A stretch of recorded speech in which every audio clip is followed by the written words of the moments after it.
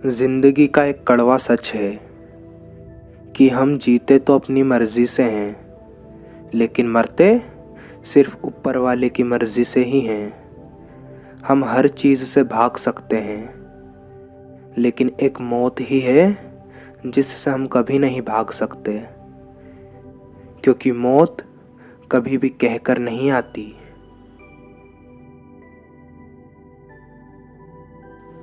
यह आविष्कारिक दुनिया अपनी खूबसूरती के साथ ही अपने अंदर कई विनाशकारी आपदाएं छुपाए हुए है। आज मैं आपको इतिहास की एक ऐसी तबाही के बारे में बताने जा रहा हूँ जिसका अंदाज़ा इसी से लगाया जा सकता है कि इसमें आई बाढ़ के अंदर ताजामुद्दीन नामक शहर की लगभग 50% आबादी पानी में बह गई थी, जिससे केवल इस शहर में ही लगभग 1,70,000 लोगों की जानें गई थी। इस तूफान की वजह से बांग्लादेश के करीब 5 लाख लोगों की मौत हो गई थी। जिस साइक्लोन ने इतनी तबाही मचाई थी, आज हम उसे द ग्रेट भोला साइक्लोन के नाम से जानते हैं। आज हम इसी साइक्लोन के बारे में बात करने जा रहे हैं, सो वीडियो का आखिर तक ज़रूर देखिएगा। AMB महाजगन मित्रा नाम का ये जहाज़, जिसका वजन कुल 5,500 टन था। जहाज़ में करीब 50 से ज़्यादा लोग सवार थे। कोलकाता से कुवैत जा रहा ये जहाज़ अचानक से कहीं गायब हो जाता है। जहाज़ की तरफ से सिग्नल तक भेजा गया था, लेकिन जब तक मदद पहुंचती, जहाज़ डूब चुका था। जहाज़ के डूबने की वजह एक समुद्री तूफान था, जो कि अब बांग्लादेश की ओर तेजी से बढ़ रहा था। 7 नवंबर 1970 पश्चिम बंगाल और दक्षिणी असम में इस भयानक तूफान की वजह से ज़ोरदार बारिश हुई। 8 नवंबर को बंगाल की खाड़ी में दबाव का क्षेत्र बनना शुरू हो गया था और साइक्लोन लगातार मजबूत होता जा रहा था। इस बेहद शक्तिशाली साइक्लोन के कारण 115 मील प्रति घंटे की रफ्तार से हवा चलने लगी थी।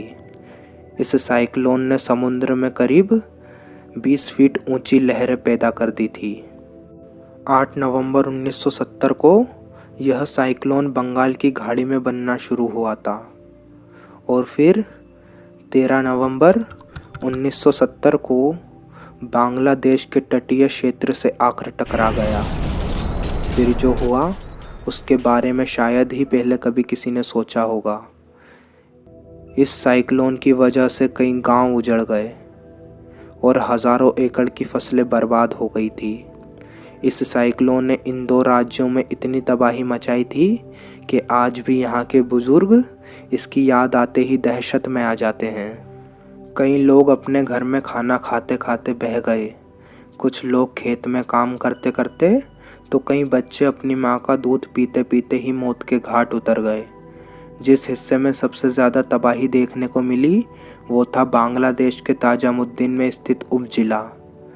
ये ज़िले के कम से कम 50% आबादी यानी 1,70,000 लोग पानी की वजह से मारे गए। क्षेत्र में 80 में से 40,000 मछुआरे साइक्लोन में मारे गए और जो जिंदा बचे वे बेहद गंभीर रूप से जख्मी हो गए थे। मरने वालों में करीब 30% बच्चे और 20% बुजुर्ग थे। अनुमान है कि तटीय क्षेत्र का 60% मछली उद्योग भी नष्ट हो गया था। इस घटना के बाद प्राकृतिक आपदाओं से जानमाल के नुकसान को कम करने के लिए 1971 में विश्व मौसम विज्ञान संगठन WMO के ट्रॉपिकल साइक्लोन प्रोग्राम TCP की शुरुआत हुई। मुख्य रूप से तूफान के बढ़ने के परिणाम अनुसार गंगा डेल्टा के निचले हिस्से में बाढ़ आ गई। यह चक्रवात 1970 के उत्तर हिंद महासागर के चक्रवात के मौसम का छठा चक्रवाती तूफान था और मौसम का सबसे मजबूत तूफान भी। लेकिन सवाल तो ये उठता है कि क्या मौसम विभाग को इस साइक्लोन के आने का अंदाज़ा नहीं था, जिस तबाही ने करीबन 1 हफ्ते पहले ही संकेत दे दिया था? तो जवाब है हाँ, लेकिन इस सूचना पाकिस्तान को मिली थी, क्योंकि उस समय बांग्लादेश नहीं बना था तब वह पाकिस्तान का ही एक हिस्सा था, जिसे पूर्व पाकिस्तान के नाम से जाना जाता था, जो कि अब का बांग्लादेश है। लेकिन जब इन्फॉर्मेशन मिल चुकी थी तो इतनी बड़ी तबाही हमारे पास कैसे आ गई और लोगों को बचाने की कुछ व्यवस्था क्यों नहीं की गई? ये जानने के लिए हमें 75 साल पीछे जाना होगा, यानी 1947 में। बात है 15 अगस्त 1947 की, जब हिंदुस्तान की आज़ादी के साथ पाकिस्तान का बंटवारा हुआ। पश्चिमी पाकिस्तान और पूर्वी पाकिस्तान की स्थापना की गई। पूर्वी पाकिस्तान जो कि आज का बांग्लादेश है। पश्चिमी पाकिस्तान के साथ पूर्वी पाकिस्तान की दूरी करीबन 2555 माइल्स की दूरी पर स्थित था। पूर्वी पाकिस्तान के लोग अधिकतर बांग्ला भाषा का ही उपयोग किया करते थे, जबकि मोहम्मद अली जिन्ना चाहता था कि पाकिस्तान केवल उर्दू भाषा का ही उपयोग करे। ये बात पूर्वी पाकिस्तान को पसंद नहीं आई। पूर्वी पाकिस्तान यानी बांग्लादेश की बागडोर पश्चिमी पाकिस्तान के पास थी।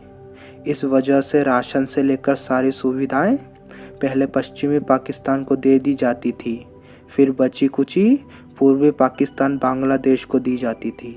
वहीं दोनों पक्षों में राजनीतिक, आर्थिक और सामाजिक मतभेद के चलते दोनों पक्षों का साथ में रहना संभव ही नहीं था। इसी वजह से पूर्वी पाकिस्तान ने एक स्वतंत्र देश होने की ठान ली।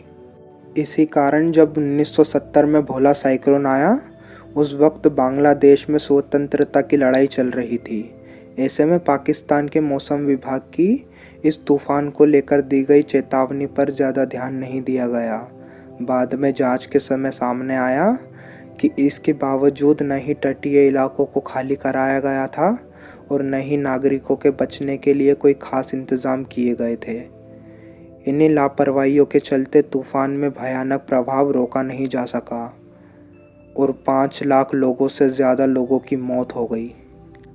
बांग्लादेश हमेशा से ही तूफ़ानी चक्रवातों के प्रति संवेदनशील रहा है, क्योंकि इसका 35% क्षेत्र समुद्र से 6 मीटर और 20 फीट से भी कम ऊंचाई पर स्थित है। इसका 20% से अधिक क्षेत्र हर साल बाढ़ में डूब जाता है। साथ ही इसका 580 किलोमीटर तटीय क्षेत्र इसे चक्रवाती तूफानों का आसान शिकार बनाता है। यह देश में औसत 5 से भी ज़्यादा चक्रवात झेलता है। The great Bhola cyclone Bangladesh ही नहीं, दुनिया के सबसे भीषण चक्रवातों में से एक माना जाता है। इसने बांग्लादेश को $500 मिलियन की क्षति पहुंचाई थी। हरिकेन साइंस के मुताबिक चक्रवात ने क्षेत्र में 80% घरों को उजाड़ दिया था। इसके बाद जब जांच शुरू की गई तो हेलीकॉप्टर से देखा गया तो पता चला कि कई करोड़ों की संपत्ति नष्ट हो चुकी है, तो कई एयरपोर्ट पानी के नीचे समा गए हैं। 1970 में आए द ग्रेट भोला साइक्लोन की वजह से पूर्वी पाकिस्तान यानी बांग्लादेश कई मुसीबतों से जूझ रहा था। ऐसे में भारत उनकी मदद के लिए आगे आया। भारत दोनों देशों के बीच आमतौर पर खराब संबंधों के बावजूद पाकिस्तान की सहायता करने के लिए आगे आया था। भारत ने नवंबर के अंत तक राहत प्रयासों के लिए $1.3 बिलियन की सहायता देने का वादा किया। इसके बावजूद पाकिस्तानी सरकार ने भारतीयों को पूर्वी पाकिस्तान में हवाई मार्ग से आपूर्ति भेजने की अनुमति देने से इनकार कर दिया। इसके बजाय उन्हें सड़क मार्ग से धीरे धीरे ले जाने के लिए मजबूर किया गया। भारत सरकार ने यह भी कहा कि पाकिस्तान ने राहत अभियान में सहायता के लिए पश्चिम बंगाल से सैन्य विमान और हेलीकॉप्टर नौकाओं के पेशकश से भी इनकार कर दिया। इसके बाद अमेरिकी राष्ट्रपति रिचर्ड निक्सन ने तूफान से बचे लोगों को भोजन और अन्य आवश्यकता राहत प्रदान करने के लिए $10 मिलियन की सहायता का आह्वान किया और पाकिस्तान में अमेरिकी राजदूत के प्रतिज्ञा की वह पूर्वी पाकिस्तान सरकार की हर संभव सहायता करेंगे। अमेरिकी सरकार ने कई कंबल, तंबू और अन्य आपूर्ति भी भेजी। 6 हेलीकॉप्टर के साथ एक सहायता मिशन पर 2 हेलीकॉप्टर नेपाल और 4 संयुक्त राज्य अमेरिका से पूर्वी पाकिस्तान भेज दिए गए। लगभग 2000 टन गेहूं संयुक्त राज्य अमेरिका ने पूर्वी पाकिस्तान भेज दिया था। नवंबर के अंत तक आपदा के क्षेत्र में 20 हेलीकॉप्टर काम कर रहे थे, जिसमें 10 ब्रिटिश और 10 अमेरिकी थे। इसके बाद कनाडा, सिंगापुर, फ्रांस और जर्मनी जैसे देश भी मदद के लिए आगे आए। इन देशों ने काफ़ी मदद की, किसी ने आर्थिक रूप से तो किसी ने राशन और लोगों की सेहत के लिए कई 100 करोड़ रुपए की योगदान किया। इतनी मदद मिलने के बाद पूर्वी पाकिस्तान और बांग्लादेश के राष्ट्रपिता आगा मोहम्मद याहिया खान कहते हैं कि गलतियां हुई हैं, देरी हुई है, लेकिन कुल मिलाकर मैं बहुत संतुष्ट हूँ कि बस कुछ किया जा रहा है और किया जाएगा। लेकिन इसके एक हफ्ते बाद पश्चिमी पाकिस्तान ने सब व्यवस्थाओं के ट्रांसपोर्ट पर रोक लगा दी, जिसकी वजह से बांग्लादेश के लोगों का गुस्सा बाहर आने लगा। सरकार के राहत प्रयासों ने पूर्वी पाकिस्तान में महसूस की गई कड़वाहट को और बढ़ा दिया, जिससे वहाँ प्रतिरोध आंदोलन तेज हो गया। फंड केवल धीरे धीरे ही मिला और तबाह क्षेत्रों में आपूर्ति लाने में परिवहन धीमा था। स्थिति बिगड़ी और मार्च में बांग्लादेश मुक्ति संग्राम में बदल गई। यह संघर्ष दिसंबर 1971 में भारत के पाकिस्तान युद्ध में फैल गया और बांग्लादेश के निर्माण के साथ समाप्त हुआ। पाकिस्तान के बंटवारे में भोला साइक्लोन का बहुत बड़ा योगदान रहा है। बांग्लादेश भोला साइक्लोन से अभी तक बाहर भी नहीं आया था कि 1976 में और एक तबाही ने दस्तक दे दी। साइक्लोन भोला के बाद सन 1976 में अरब सागर में आए अरेबियन सी साइक्लोन ने सौराष्ट्र में कहर बरपाया था।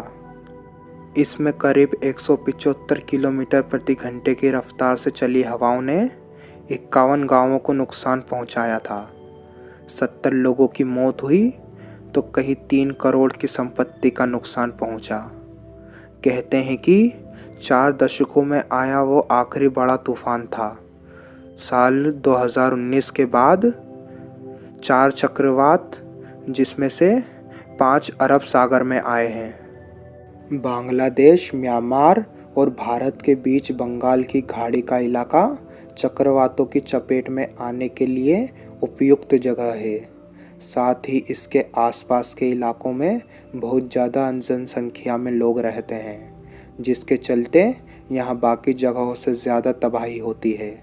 साथ ही यहाँ रहने वाले शिक्षा आदि के अभाव के कारण मौसम विभाग की चेतावनियों पर ज़्यादा ध्यान नहीं देते और उन्हें अपने घरों से निकालकर सुरक्षित जगह भेजना भी कोई आसान नहीं होता।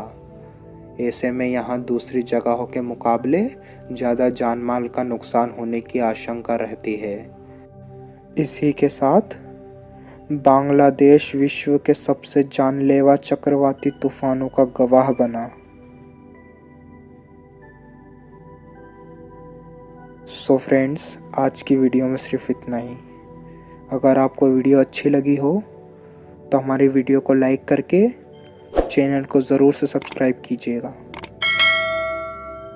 और आप किस तरह की वीडियोस देखना चाहते हैं मुझे कमेंट करके ज़रूर से बताइएगा। मिलते हैं अगली वीडियो में।